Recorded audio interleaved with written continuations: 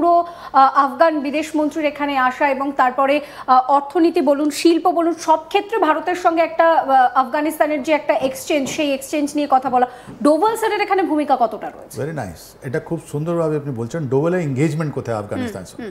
ডোভাল সাহেব উনি একটা আইপিএস অফিসার, উনি ন্যাশনাল সিকিউরিটি অ্যাডভাইজার আছেন, উনি আইবি চিফ ছিলেন, আমাদের ইন্টেলিজেন্স ব্যুরোর একটা প্রমুখ ছিলেন এখানে ইন্ডিয়াতে, আর এখন 2014 থেকে লংগেস্ট সার্ভিং ইনি ন্যাশনাল সিকিউরিটি অ্যাডভাইজার আছেন, এখনও আছেন, ওনার এক্সটেনশন দেওয়া হয়েছে, রাইট? তো ডোভাল সাহেব যিনি আছেন আফগানিস্তানের সঙ্গে অনেক প্রচুর সুন্দরভাবে জড়িয়ে আছেন। আপনার মনে আছে IC-814, যেটা আপনার আমাদের একটা বিমান, যেটা কাঠমান্ডু থেকে আপনার নিয়ে গিয়ে আপনার কান্ধারে ওখানে পৌঁছে দেওয়া হলো। এই যে জৈশে মোহাম্মদ, এই যে আজহার মাহমুদ আছে, ওর ভাই, ছোট ভাই ওটা অপহরণ করেছিল, ওখানে নিয়ে গেছিল এটা, রাইট? তো ওকে যে নেগোশিয়েট করা হলো, ওকে ইন্ডিয়ার 3 জন লোকে, ভারত 3 জন লোকে পাঠালো, ওই 3 জনের মধ্যে একজন ডোভাল সাবু ছিলেন। ওরা আপনি দেখবেন অনেকগুলো ছবি যদি আপনার কাছে থাকে আপনি দেখিয়ে দিতে পারেন যে ডোভাল সাহেব ওর সময় তো আইবির একটা অফিসার ছিলেন সার্ভিং, তো কোনো জায়গায় ওনার চেহারাটা আসে। আমি সেই ছবিটা একটু দেখাতে বলবো, অজিত ডোভালের সেই ছবিটা একটু দেখাতে বলবো যেটা স্যার বলছেন।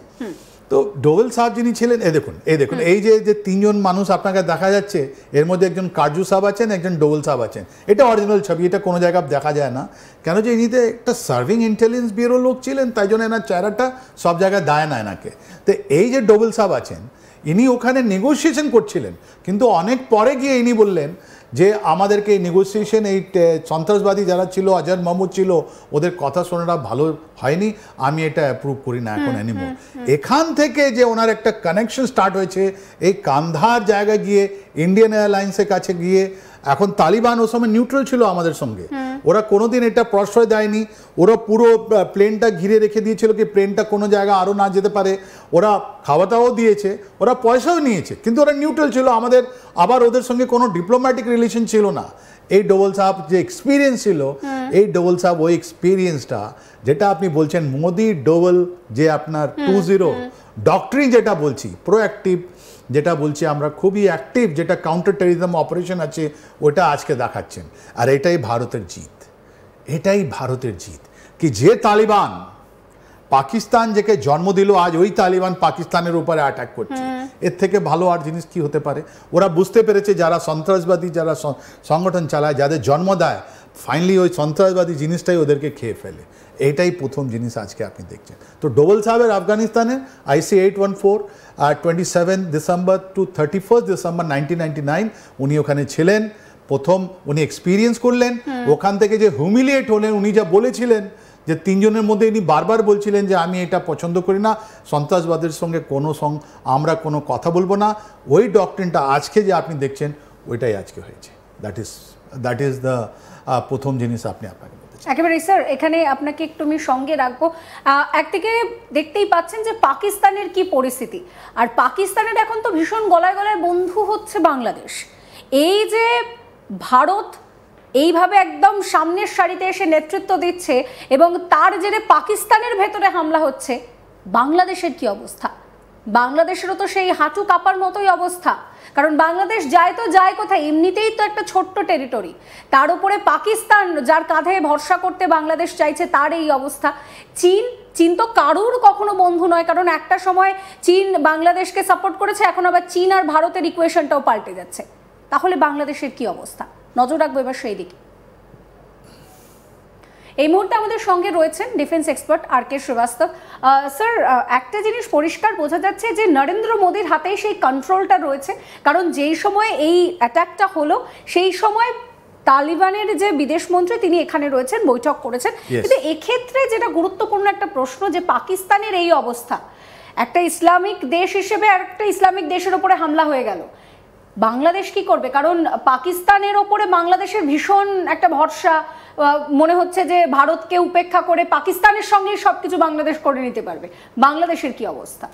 দেখুন, বাংলাদেশি যারা ভাই বোনরা আছেন, আমরা 17 কোটি, ওর মধ্যে 3 কোটি থেকে 2.5 থেকে 3 কোটি থেকে বেশি এরা জামাতি বা যারা সন্ত্রাস ইসলামিক ফান্ডামেন্টালিস্ট যাকে বলে, মৌলবাদী যাদের বলে, ওদের থেকে বেশি নয়। আর বাংলাদেশিরা এখন গিয়ে আফগানিস্তানে গিয়ে পাকিস্তান আর্মি আগেনস্টে লড়ছে। একটা ছেলে মারা গেল TTP নিয়ে, আপনার পাকিস্তান আর্মি ওকে মারলো। That is point 1।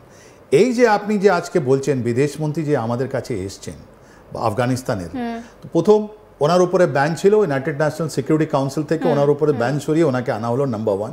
নাম্বার 2, সবথেকে বড় জিনিস আপনার মজা লাগবে যে ইনি নিজের কান্ট্রি ফ্ল্যাগ, যেটা ইনি বলছেন ইসলামিক এমার্টিস রিপাবলিক, ওই ফ্ল্যাগটা নিজে ব্যাগ নিয়ে এসছেন। আপনি যদি দেখান, আপনি দেখবেন এইটাতে এখন মিটিং হচ্ছে আপনার আমাদের এক্সটার্নাল অ্যাফেয়ার মিনিস্টারের সঙ্গে, উনি ওখানে একটা প্রেস কনফারেন্স করলেন নিজের অ্যাম্বাসিতে। তো অ্যাম্বাসিতে ওদের ফ্ল্যাগ ছিল না, ওরা যখন করছে একটা আপনার ব্যাগ খুলে ওখানে একটা ফ্ল্যাগ লাগিয়ে দিলেন। তাহলে এরকম আমরা তো এদেরকে রেকগনাইজ করিনি, এখনো টেকনিক্যাল ওখানে আছে। এখন এবার হয়েছে কি না আমরা এখন খুলবো, কেন খুলবো ওটা আমি বলে দিচ্ছি, কেন আমাদের রিল্যাক্টেন্সটা আছে। তাহলে এটা নিজের ব্যাগে নিজের কান্ট্রি ফ্ল্যাগ নিয়ে আসছেন, এটা অভূতপূর্ব, এরকম কোনো দিনও হয় না। আর তৃতীয় আমি বলছি যে আমাদের অ্যাম্বাসিগুলো কেন টেকনিক্যাল ছিল, পাকিস্তান আমাদের উপরে হামলা চালিয়েছিল। পাকিস্তান আমাদের অ্যাম্বাসি, কাবুলে অ্যাম্বাসি হামলা করে আমাদের একজন ব্রিগেডিয়ার আর.ডি. মেহতা, যদি আপনার কাছে ছবি থাকে আপনি দেখাতে পারবেন, ব্রিগেডিয়ার আর.ডি. মেহতাকে 2008-এ ওনাকে বলিদান দিতে হয়েছে, ওনাকে কীর্তিচক্র আমরা দিলাম। কিন্তু উনি যখন ঢুকছিলেন ইন্ডিয়ান অ্যাম্বাসি এট কাবুল, তখন সময় একটা ফেদাই অ্যাটাক করেছে, এই দেখুন ব্রিগেডিয়ার রবিদত্ত মেহতা, কীর্তিচক্র, ইনি নিজের প্রাণের বলিদান দিলেন আপনার 2008 সালে, রাইট। ইনি কাবুলে পোস্টেড ছিলেন, এনার সঙ্গে আমরা চাকরি করেছি, এনার সঙ্গে যখন যাওয়ার আগেও আমাদের সঙ্গে কথা হয়েছে, উনি ওখানে ছিলেন। ওনার সঙ্গে একজন আইএফএস অফিসার ছিলেন, যে মুহূর্তে ঘুরছেন ওনাকে মারা হয়েছে। তারপর আমাদের যতগুলো লোক ওখানে গেছে ডিফেন্স, পাকিস্তান ওর উপরে অনেক কড়া নজর রেখেছে, আমাদের কাজ করতে দিত না। তাহলে এই কন্ডিশনে আমরা কি করেছি, যখন 2021-এ যখন তালিবান এসেছিল, আমরা কিন্তু আমাদের সিচুয়েশনটা নর্মাল করেছি। কিন্তু আপনার মনে রাখবেন, প্রত্যেকটা আমাদের বাজেটে আমাদের ইন্ডিয়ান পার্লামেন্ট 200 কোটি টাকা দিয়ে ওরা আমরা এই গভর্নমেন্টকে সাপোর্ট করেছে।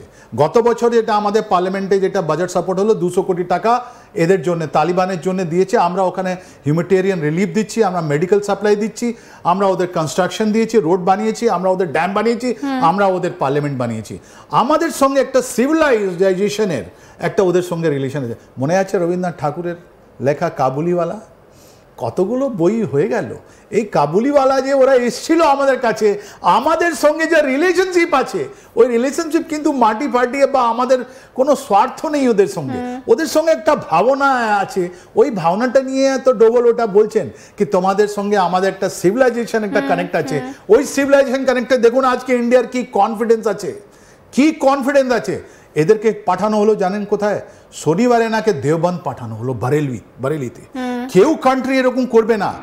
দেওবন্দ, এরা সব দেওবন্দ, এদের অপিনিয়ন আছে, এদের আইডিওলজি আছে, ওখানে পাঠিয়ে। সেই ছবিটা একটু দেখাতে বলবো যে উত্তরপ্রদেশের দেওবন্দে, সেখানে আফগান বিদেশমন্ত্রী তিনি গিয়েছেন এবং স্যার এইভাবে তিনি যাচ্ছেন, সকলের সঙ্গে মিশতে পারছেন, এটাও তো ভারতের জন্য নিঃসন্দেহে একটা বড় জয়। অ্যাবসলিউটলি। দেওবন্দে গিয়ে ওখানে যখন উনি কথা বলছেন, এত বড় জিনিস কোথায়